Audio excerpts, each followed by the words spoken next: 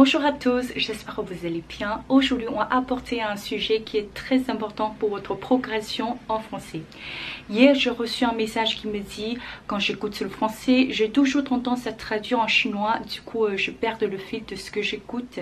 Pareil pour l'expression orale, je n'arrive pas à parler français couramment et je n'arrive pas à franchir ce palier. Premier point, c'est pas la peine de s'en vouloir parce que vous avez traduire. C'est automatique. C'est comme ça qu'on commence à parler au début et c'est comme ça qu'on sait parler français. Donc voilà, il y a des mots chinois qui viennent dans la tête, c'est évident. Mais c'est vrai que cette habitude de traduire en chinois va nous empêcher de parler français couramment. Donc comment faire véritablement pour qu'on puisse parler français couramment? Alors l'idée, c'est de construire une nouvelle habitude de penser uniquement en français. Mais qu'est-ce que ça veut dire? Je vais essayer de vous expliquer.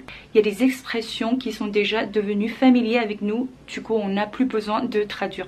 Par exemple, bonjour, ça va, je ne sais pas. Et pour ceux qui ont l'habitude de dire des gros mots, putain, merde, putain de merde. On ne sera pas obligé de traduire en chinois, on a un sens qui vient directement dessus parce que ce sont des mots qu'on est parfaitement familier avec. Donc le gros challenge ici, l'objectif c'est de familiariser tous les mots et les expressions qu'on a appris pour qu'on puisse les utiliser spontanément. Mais comment faire véritablement pour que ça devienne familier et que finalement quand on entend une phrase, on a le sens directement, on a le sens immédiatement.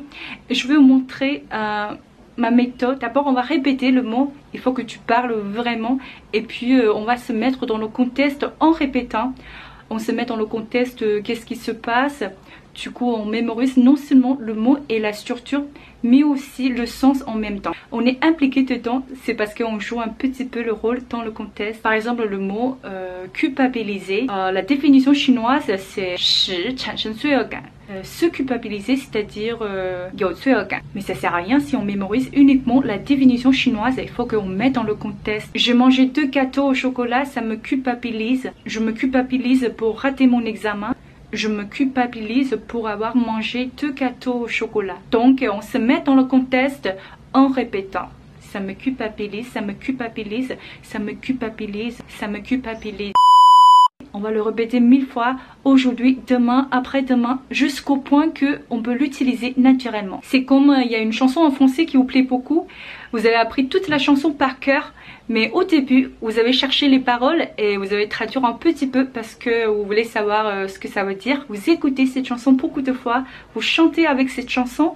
Et à un certain moment donné, vous êtes capable de la chanter sans aucun problème, mais vous avez oublié complètement ce que ça veut dire en chinois. C'est parce que vous l'avez répété et vous avez mis dans le contexte en chantant avec cette chanson. Je sais pas si ça se dit, mais voilà, c'est ma petite méthode pour pratiquer le français et j'espère que ça vous sera utile. Et c'est tout pour la vidéo aujourd'hui. Au final, comme d'hab, récemment, j'ai fini mon deuxième e-book, 语法一点通. Si vous êtes en train d'apprendre le français et que vous voulez améliorer votre niveau du français, je vous recommande vivement ce livre.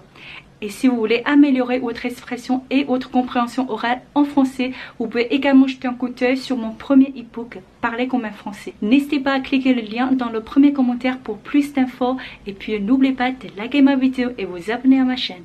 On se voit très bientôt dans la vidéo prochaine. Ciao!